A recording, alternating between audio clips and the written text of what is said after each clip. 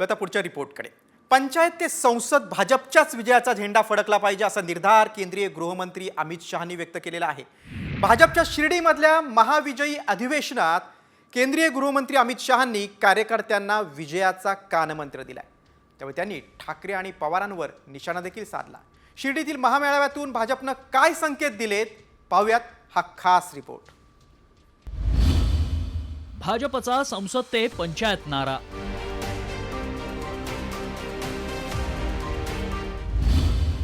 अमित शहांचा कार्यकर्त्यांना कानमंत्र. विश्वासघात न कर पाए ऐसी मजबूत भारतीय जनता पार्टी बनानी चाहिए. पालिका पंचायत निवडणुकांसाठी भाजपचं मेगा प्लॅनिंग.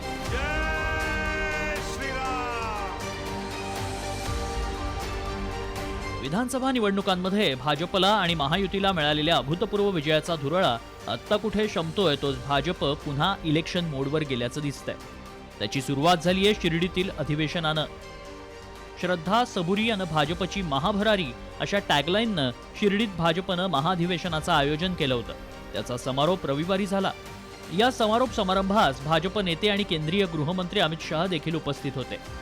यावेळी बोलताना त्यांनी पुन्हा शिवसेना ठाकरे गटाचे प्रमुख उद्धव ठाकरे आणि राष्ट्रवादी शरद पवार गटाचे अध्यक्ष शरद पवारांवर जोरदार हल्लाबोल केलाय.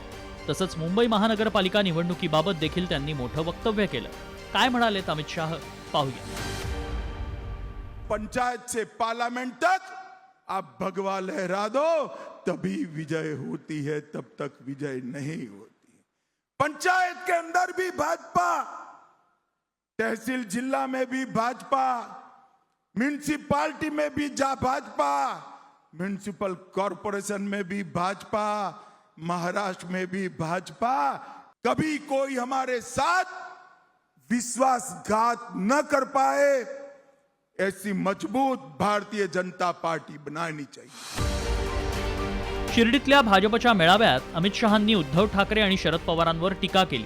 यावेळी शहांनी उद्धव ठाकरेंना दगाबाज म्हटलं तर दुसरीकडे पवारांच्या दगाफटका करण्याच्या राजकारणाला 20 फूट जमिनीत गाडलं अशी टीका केली. या टीकेला ठाकरे गटाचे खासदार संजय राऊत आणि शरद पवारांच्या राष्ट्रवादीच्या खासदार सुप्रिया सुळेंनी प्रत्युत्तर दिलंय. गद्दारांना सोबत घेऊन आपण सरकार बनवलंय आणि आपण दगाफटक्याच्या गोष्टी करता. या देशामध्ये गद्दारीला जर कोणी खतपाणी घातला असेल बेमानी घटनाबाह्य कामांना तर ते भारतीय जनता पक्षानं खास करून नरेंद्र मोदी आणि अमित शहानी घातलेलं आहे. उद्धव ठाकरे साहेबांना दगाबाज म्हणणं हा हिंदू हृदय सम्राट बाळासाहेब ठाकरे यांचा अपमान आहे. आणि समोर बसलेले गुलामांच्या अवलाद टाळ्या वाजवते ज्याने या महाराष्ट्राने मराठी माणसाला ताठ मानेनं उभं केलेलं आहे. लाज वाटली पाहिजे टाळ्या वाजवायला. प्रत्येकाची भाषणाची एक स्टाईल असते.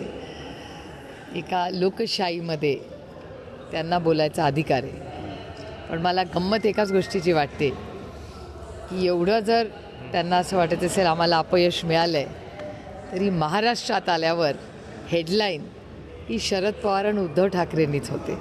त्यामुळे आय एम फ्लॅटर्ड की एवढं यश त्यांना मिळालं असलं तरी महाराष्ट्रात आल्यावर हेडलाईनला शरद पवार आणि उद्धव ठाकरे. ग्रामपंचायत ते पार्लमेंट पर्यंत भाजप एनडीएला विजय मिळवायचा आहे असा चंग अमित शहांनी शिर्डीतील महामेळाव्यात बांधला. तर दुसरीकडे मवियातील अंतर्गत वाद अजूनही चव्हाट्यावर आहेत. अजूनही जागावाटपातील घोळाचं खापर काँग्रेस शिवसेना एकमेकांवर फोडतीये. दुसरीकडे शरद पवारांची राष्ट्रवादी समन्वयाच्या प्रयत्नात आहे. त्याला कितपत यश येणार आणि भाजपचा वारू एकसंध मविया रोखू शकणार का हे आगामी निवडणुकीत पाहावं लागेल. ब्युरो रिपोर्ट, साम टीव्ही.